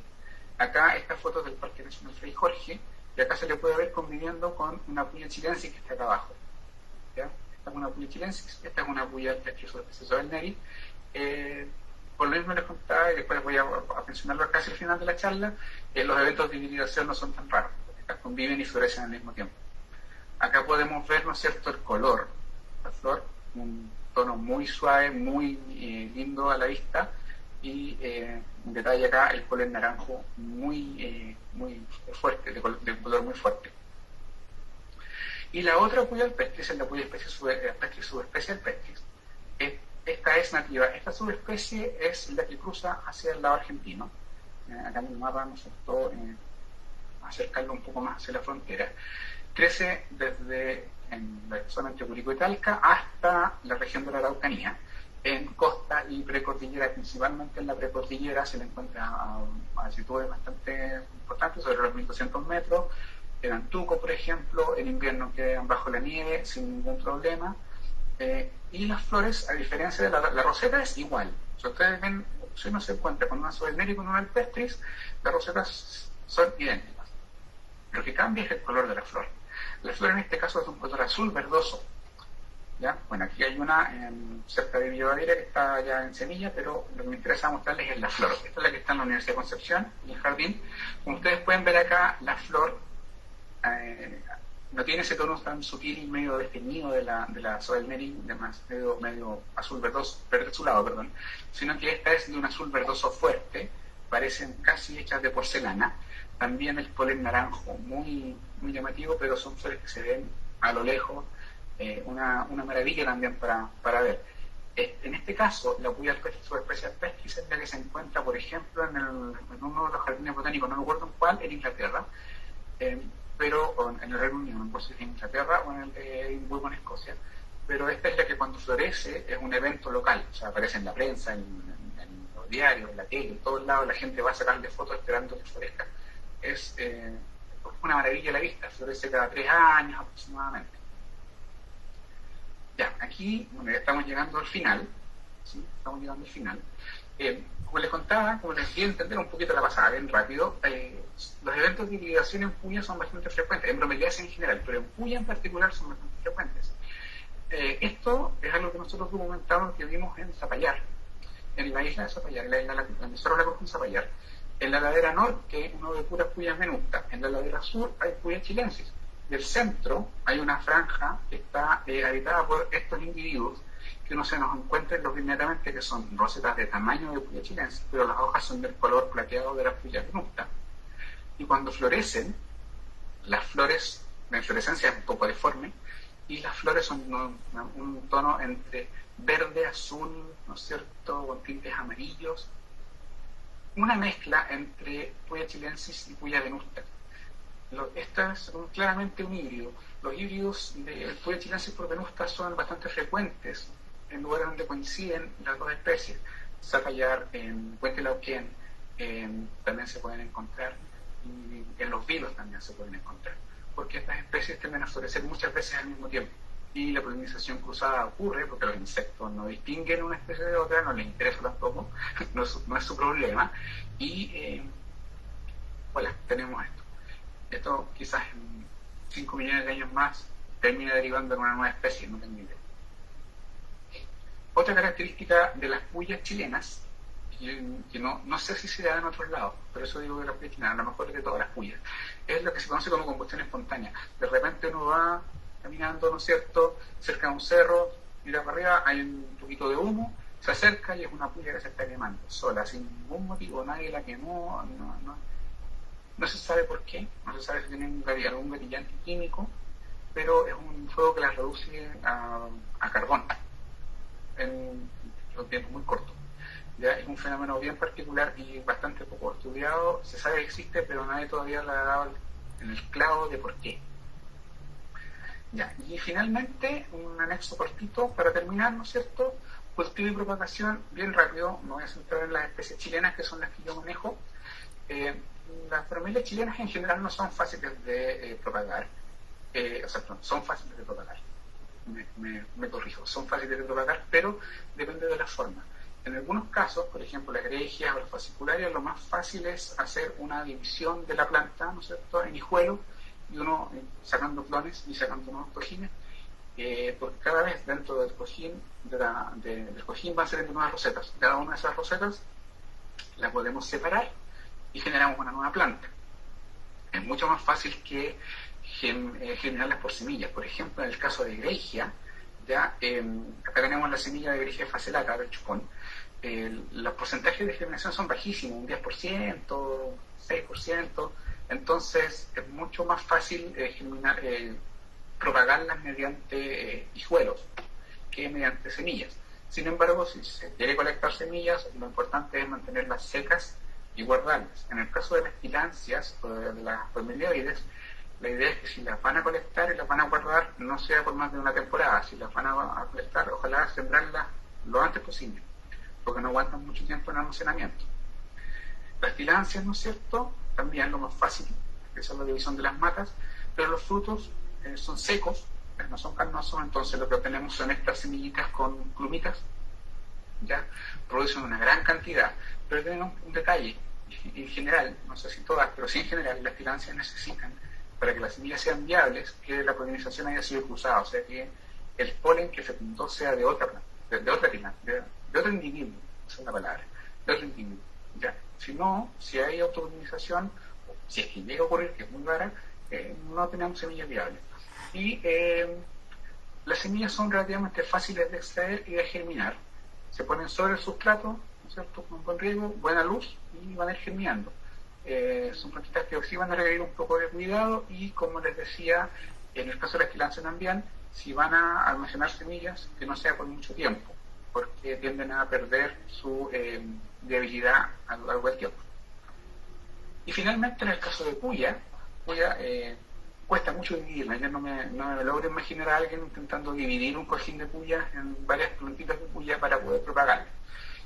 Pero sin dañar el sistema radicular y sin hacerse pedazo a las manos. Pero por otro lado, pues tienen muchas semillas, y en este caso las semillas son bastante viables y son súper fáciles de germinar. Y además aguantan mucho tiempo de almacenamiento. Yo personalmente tengo semillas, por ejemplo, de la puya gigmotinia que les mostré, que conecté en el 2011, todavía tengo guardadas, todavía las pongo a germinar y todavía germinan.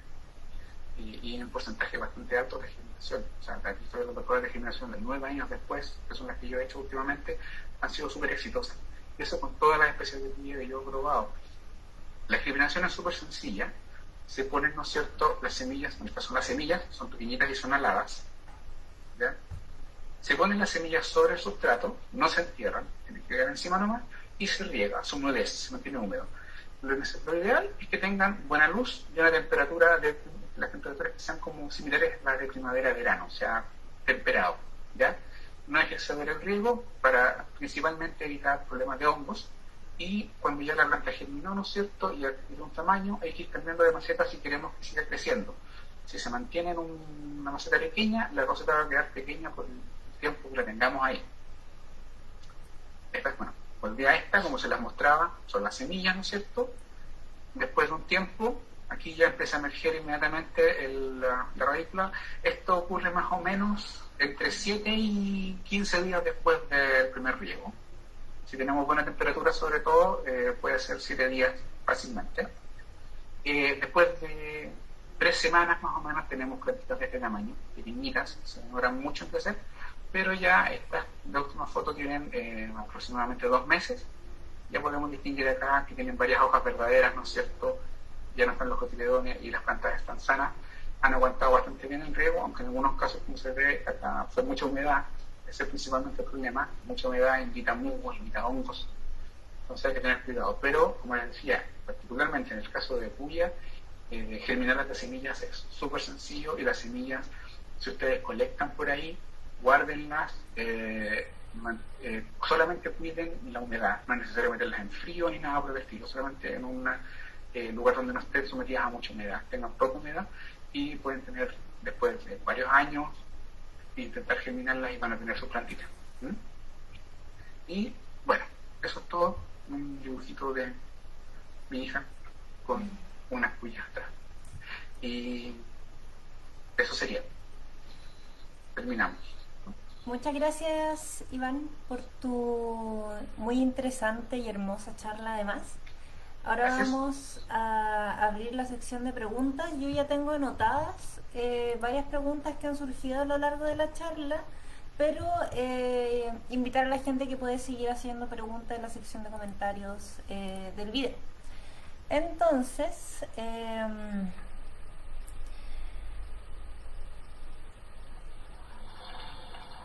bueno, la primera pregunta que hubo fue ¿cuál es el origen evolutivo de la estrategia CAM? No en las bromeliáceas, sino en plantas en general. Saludos. El origen evolutivo de las CAM se encuentra A ver, si hablamos de grupos botánicos, es probablemente las casuláceas. De hecho, se llama metabolismo ácido de las casuláceas porque primero se descubrió ahí.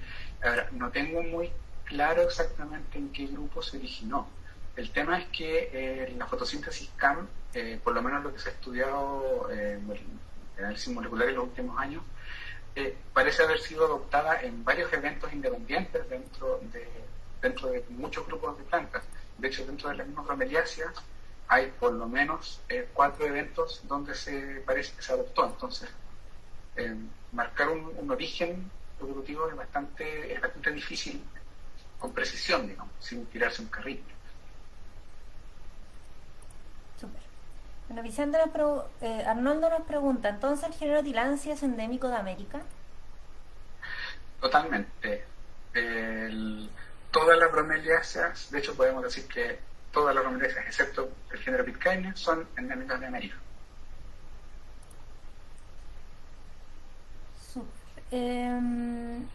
Hola Iván, gracias por tu charla. Una consulta. ¿Hay alguna manera de estimar la edad de un ejemplar de la familia bromeliácea? Por ejemplo, en árboles uno lo hace por anillo. ¿Cómo se hace en esta familia? Mira, en realidad es súper difícil. Porque, a ver, pasa lo siguiente. En muchos casos, la planta, en muchos casos de bromeliácea, por ejemplo en las puyas, saber la edad de la planta es muy complicado porque ya alcanza su tamaño adulto, no varía mucho más, pero uno puede estimar de que si es adulta tiene por lo menos entre 4 y 5 años. Más que nada uno lo hace por el tamaño. Y después de eso hay un espacio de unos 2 o 3 años para que esta planta florezca, y una vez que florece la roseta se muere. Entonces hay que, básicamente uno lo hace como al ojo, digamos, o sea, por el tamaño de la roseta. No hay otra forma que no sea, no existe, por ejemplo, anillos o cosas que se pueden hacer con las leñosas. A ver. Roberto pregunta, ¿el clavel del aire común en jardinería es Tillandsia landberki? No, o sea, puede ser, pero en realidad Tillandsia landberki no es muy usada en jardinería. De hecho, las Tillandsias son más de 1000 especies, hay muchas especies de Tillandsia, pero las que más se usan de jardinería no son nativas de acá de Chile, son generalmente de origen de las selvas tropicales, Tillandsia llenanta, Tillandsia microfila, son otras. Es muy raro, de hecho Tillandsia landberki no se usa mucho para jardinería, hasta donde yo sé. Roberto Trincado pregunta, ¿cómo se cree que pudieron colonizar Juan Fernández? Asumo que las bromeliáceas. Sí, se estima de la misma forma que probablemente llegó una África, y es por dispersión, ya sea por aves o por... De hecho, es mucho más probable que haya sido por alguna ave que llevó que llevaron las semillas, ¿no es cierto?, ya sea porque se las comieron o encima, antes que por eventos de viento o corrientes, ¿no? Pero es ciencia cierta, no se sabe. O sea, sí se tiene claro que fue un evento de dispersión más que una decadencia. Súper. Rocío Jorquera pregunta, ¿tanto afecta el consumo humano de los frutos del chupoy? Yo pensé que la principal forma de propagación era propagación vegetativa, o la principal causa de que esté vulnerable son otros factores. No, sí, a lo mejor no lo expresé bien. La principal causa de vulnerabilidad de las greigias en la zona centro-sur es la misma que tiene la gran mayoría de la flora nativa de la zona centro-sur, que es la deforestación y digamos, los roces para fines agrícolas o forestales. Sí, el consumo ha afectado al chupón, pero tampoco es tanto comparado con los otros factores que estoy mencionando. O sea, el daño por deforestación ha sido mucho mayor. Arnoldo pregunta, ¿se podría decir que las bromeliáceas son polinizadas principalmente por insectos, mientras que las Pujoideae por aves? A ver, en general, la familia completa, no solo las bromelioides, todas son principalmente polinizadas por insectos. ya de ahí lo llamativo de los colores de las flores. Pero sí las puyoides, las bromelias terrestres, digamos, que crecen, por ejemplo, en zonas semidesérticas, como las puyas, tienen un factor bastante importante de polinización por aves y por mamíferos. Hay bastante información de polinización por murciélagos y por insectos voladores y no voladores también, como las hormigas. Super. Anita Cisterna pregunta, ¿cuál es la diferencia entre las 4 variedades de puya cerulea, además del color de las flores? Son diferencias bien detallitos muy pequeños en la estructura floral.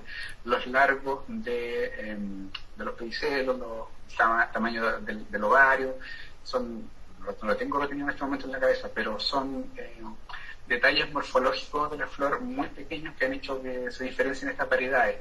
De hecho, no son tan profundas las diferencias como para llegar a hablar de subespecies, solo solamente de variedades. Super. Daniela Farías pregunta, hola, buenas tardes, muchas gracias por la charla. Quería consultar, ¿es factible el rescate y relocalización de puya venusta o de formaciones de puya en general? A ver, técnicamente yo creo que sí es factible. De hecho, en el caso de puya venusta yo entiendo que hay gente que lo está haciendo. Hay un grupo, no me acuerdo del nombre de la agrupación, que está tomando, está propagando puya venusta y le está plantando en una zona de la costa de la quinta región. El tema es que era una zona donde naturalmente no crece, entonces ahí está el debate de si es buena idea o no, pero de que es factible porque son fáciles de propagar, y una vez que tienen un buen tamaño, si se logra, el proceso crítico sería sería plantarla. El proceso del trasplante a suelo es donde generalmente hay bastante pérdida de individuos, pero si se afirma la planta va a mantenerse ahí. Técnicamente bastante posible. Super. María Teresa Izaguirre, es un comentario. El nuevo catálogo de la flora vascular de Chile del 2019 reconoce, además de alpestri con sus 2 subespecies, a Berteroniana creciendo de Coquimbo a O'Higgins. Sí, es que ahí no me quise meter en polémica. Es que el tema de puya berteroniana es que ha costado mucho darle un cierre definitivo al tema. Porque ¿qué pasa con puya berteroniana? Puya berteroniana como tal fue descrita, tengo público, puya berteroniana fue descrita a partir de una colecta que se hizo, no me acuerdo en qué año, de los 1800, ¿no es cierto?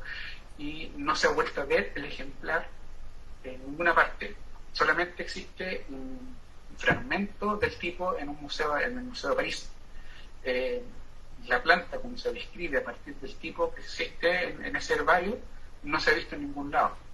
Pero sí se sigue defendiendo que existe puya berteroniana. Entonces hay ahí un tira y afloja que es la típica lucha de los colegas taxónomos, digamos, que todavía no se han terminado de poner de acuerdo. Entonces, por consenso, hay gente que señala que puya berteroniana crece en tal parte y además te hablan de la subespecie, etc. Hay una lucha que algunos estamos sentados mirando a ver qué pasa. Marta Teresa Paso pregunta, ¿por qué florecen cada 3 años? ¿Requiere horas de frío? ¿Qué necesita para florecer? No, en realidad la planta, cuando uno dice, por ejemplo, las puyas, que florecen cada 3 años, lo que pasa es que cada 3 años aproximadamente, algunas rosetas dentro del cojín son las que alcanzan la madurez sexual, ¿no es cierto?, y producen la inflorescencia. Pero hay que tener siempre en cuenta que cada roseta individual dentro del cojín, una vez que florece, se muere. Entonces, básicamente lo que pasa es que probablemente los 4 o 3 o 2 clones que aparecieron más o menos en la misma fecha, el mismo año, alcanzan su madurez sexual al mismo tiempo y florecen. ¿Ya? No es un tema necesariamente de señales ambientales, es un tema netamente de que la roseta alcance su madurez. Porque una vez que florece, como les decía, muere. Bueno, también ha habido un pequeño como debate en los comentarios sobre la autocombustión de la puya, que es un tema muy debatido. Y varios preguntan si has tenido la oportunidad de ver en vivo la autocombustión de la puya. Unos dicen que incluso sale humito y todo. ¿Es verdad?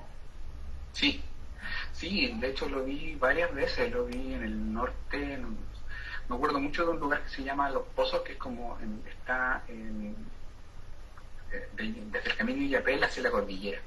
Y en la ladera del cerro había puya, bueno, yo en ese entonces conocíamos puya verpena, puya verpena, que es del Neri, mucha, y de repente uno iba caminando y empezaba a sentir el olor a humo, te acercas y hay unas brasitas, ¿no es cierto?, de lo que era una puya antes. Y uno le pregunta a la gente, y en realidad la gente todos dicen, no, son lugares cerrados, ahí no entra nadie. Siempre alguien te dice, no, sabes que a lo mejor alguien la quemó, pero en realidad no hay señales de que haya habido nadie. Más encima uno se encuentra con la planta quemándose al medio de la nada, sola, nada alrededor se está quemando, entonces es muy curioso el fenómeno, muy curioso. Bueno, una muestra de que la ciencia todavía, o sea, el mundo natural todavía tiene misterios para la ciencia. No se sabe qué diablos es lo que lo varilla. Super Arnoldo pregunta, ¿hay antecedentes sobre la dispersión de las semillas de puya a través de aves, como caso específico el de puya alpestris? No, a ver, no, hasta donde yo sepa no, porque de hecho las semillas de puya como son aladas, de hecho son dispersadas principalmente por el viento, y tampoco soportarían, por ejemplo, el paso por el tracto digestivo de un ave. La única opción que podría existir, y yo no he visto reportada en ningún lado tampoco, lo que podría existir es que un ave, no sé, le hayan caído unas cuantas semillas encima y volando las haya llevado a otro lado, pero sería la única forma.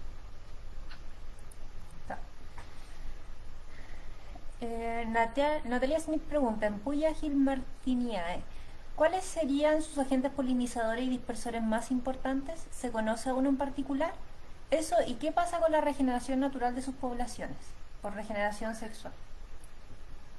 A ver, los polinizadores generalmente en esa zona son insectos, ya dípteros, hay harta abejita nativa, ¿no es cierto? Si bien es una zona bastante árida, pero uno ya al bajar el sol se da cuenta de que hay mucha vida animal y también harto artrópodo no volador, insectos no voladores, escarabajos, hormigas. Las hormigas son muy buenas para meterse a comer néctar y andan polinizando de flor en flor. En ese sector es muy probable eso, y además por donde crece también es muy probable que haya presencia del colibrí gigante, de algún colibrí, por la forma de la flor amarilla, ¿no es cierto?, con néctar en el fondo, manjar para los colibríes.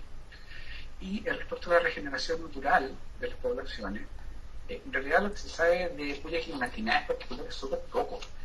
Puya gilmartiniae es una especie que hasta hace unos, no sé, 10 o 15 años atrás se consideraba aún más rara de lo que es ahora, porque se consideraba que existía solamente alrededor de una localidad que se llama Chungungo. Si quieren de repente buscar, es un puerto pequeñito minero que está al norte de la ciudad, y las poblaciones se encontraban solamente las que se habían documentado en el sector de Chungungo y de La Higuera.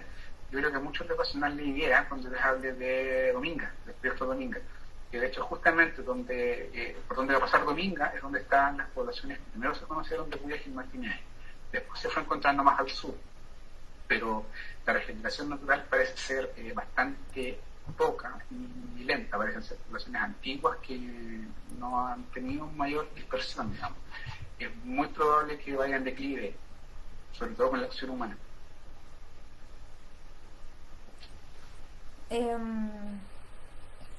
Marta Teresa Pasa pregunta, ¿cuántas veces puede florecer una bromeliácea? En general, como les contaba, la roseta, que es el individuo, es muy frecuente que una vez que florece, muere. Pero lo que nosotros tenemos principalmente son cojines, y de hecho, o agrupaciones de varias plantitas. De hecho, los mismos claveles del aire, lo que uno tiene en la casa es un cojincito de hartas rosetitas juntas. Entonces muchas veces no se nota que la roseta que floreció se murió. Pero es una característica bastante común en las bromelias que florezcan y mueran. florecen una sola vez, en el fondo, respondiendo a la pregunta. Claro. Paula Pentaflor pregunta: hola, la autocombustión de las puyas supongo que hace que no sea de valor ornamental. ¿Has presenciado alguna vez una combustión? ¿Se mantiene solo en esa planta o puede quemar a las de al lado? Bueno, sí, como les contaba delante de nuestra pregunta, sí, la he visto y en realidad no he visto que se expanda hacia las plantas del lado, muy raro.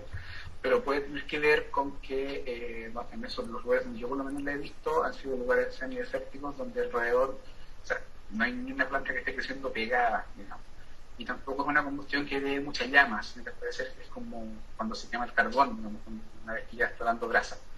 El punto es que en valor ornamental yo no sé, como no se sabe qué causa la famosa autocombustión, no sé si en los jardines o algo por el estilo habrá presencia de lo que sea que lo gatilla. Yo no he visto ningún reporte nunca de combustión de puyas en algún jardín botánico, por ejemplo, que les contaba en Europa donde hay hartas. Nunca he visto eso, yo creo que se sabría, pero más allá de verlas en el ambiente natural, yo nunca he sabido o visto de reportes incultivos de autocombustión. Super. Rodrigo Medel pregunta: hola, he leído que Puya alpestris es una de las pocas especies que produce néctar muy oscuro, casi negro. ¿Tienes registro de eso? Está en un... A ver, yo lo he visto en un par de papers de una investigadora mexicana que se llama Claudia Ormundeoni. Ella trabajó bastante con investigación de néctar y polinización en puya. Pero yo no lo he visto en vivo. Yo nunca, de hecho, cuando me quise meter en la parte más de química y de composición de néctar y otras cosas en puya, estaba terminando el postdoc, se me acabó el financiamiento y ahí quedé. Entonces nunca he tenido la oportunidad y tampoco, como nunca andaba en eso, nunca manipulé las flores como para sacar néctar, no lo he visto. Mi falla quizás por falta de curiosidad. Sebastián Moreno pregunta: ¿cuál es el registro más al norte de la Puya alpestris o del Neri? A ver, en la costa está en el camino Chungungo, que está poblado, se halla en el sector de la Higuera, por donde va a pasar Dominga. Ahí yo vi la Puya alpestris o del Neri más al norte costera. Ya, de hecho tengo un par de fotos ahí. Estaba solita en medio de la nada. Pero hacia el interior avanza un poco más al norte. De hecho estamos hablando más o menos de latitud 29 grados más o menos. Si uno se mete hacia el interior, subiendo por la precordillera, encuentra hasta los 29 grados de latitud poblaciones en las laderas. Super. Nicolás Lavandero pregunta: Iván, ¿tienes alguna idea del estado actual de las poblaciones de Tinlancia tragófora? ¿Se ha hecho prospecciones en tiempos recientes? Muchas gracias por la charla. No sé, no tengo mayor información, no sé, salvo de repente lo que uno busca en algunos proyectos que han sido sometidos como a estudio de impacto ambiental que han trabajado en la zona, se menciona Tragofoa, pero no tengo mayor información de tamaños poblacionales, número de individuos. Enrique Zamora pregunta: ¿hay información documentada de la Puya chilensis variedad quillotana? La variedad quillotana. Es que la variedad quillotana, existen documentos, existe información más o menos antigua, porque es una variedad que después ya no se aceptó más, entonces no se siguió publicando con ese nombre. Igual que la Puya cotimbensis, por ejemplo, o la Puya copiatina, que son variedades que se reportaban antes, ¿ya? Que al parecer quedaron todas absorbidas por Puya chilensis y no se reconocen. Ahora bien, que no se sigan reconociendo ni mencionando no significa que no existan. De hecho, esto una vez me lo comentó Patricio Novoa, y yo también lo vi después. Pato Novoa es probablemente la persona en Chile que más sabe de orquídeas y de puyas. ¿Ya? Sabe dónde están, las ha visto, las cacha, las conoce todas. Y, por ejemplo, dentro de Puya hay un montón de variaciones. Las poblaciones que están al norte de los ríos, las inflorescencias son distintas en estructura a las que están al sur de los ríos, y así. Entonces, probablemente existen variedades, por pequeñas variaciones, en la zona de Quillota, o en la zona de Copiapó, ¿no es cierto? De Coquimbo, que están más aisladas, pero actualmente no se reconocen no se reconocen como tales, y por eso no se siguen mencionando. Ese es el problema. Más pega para los taxónomos. Efectivamente. Bueno, Claire pregunta, muchas gracias por la charla, muy interesante. ¿Cuál es la distribución geográfica de la Tillandsia capillaris? Tillandsia capillaris. Tillandsia capillaris. Ya sé cuál es Tillandsia capillaris. Tillandsia capillaris es está en Argentina, a ver si no recuerdo mal, porque estoy actuando de memoria. Está en el norte de Argentina, probablemente Bolivia, y se consideraba presente en Chile antes, Tillandsia capillaris. Pero el problema de Tillandsia capillaris es que taxonómicamente hablando es literalmente lo que se conoce como una bolsa de gato. Es un lío, de hecho hay un montón de problemas para definir cuáles son qué poblaciones son Tillandsia capillaris y cuáles no. Entonces actualmente no se le considera dentro de la flora chilena Tillandsia capillaris. En otras épocas sí se le consideraba, y a lo mejor en algún momento se le vuelve a considerar. Honestamente en este momento no sabría decir, porque no me acuerdo de la distribución geográfica precisa de Tillandsia capillaris, pero sí me acuerdo que está presente en Argentina y probablemente en el sur de Bolivia. Super, muchas gracias, Iván. Creo que, bueno, esas son todas las preguntas que aparecieron, así que Super. muchas gracias a todos. Bueno, primero agradecer a todas las personas que estuvieron con nosotros en esta charla, a todos los que participaron, dejaron sus comentarios, muchas gracias, y también sobre todo darle gracias a Iván por esta maravillosa charla y por haberse dado el tiempo de contarnos toda esta hermosa información con estas hermosas fotos también. Así. Encantado. Muchas gracias a ustedes por la invitación. Muchas gracias a todos, que estén bien y nos vemos el jueves con nuestra charla sobre la flora del desierto florido. Que estén muy bien.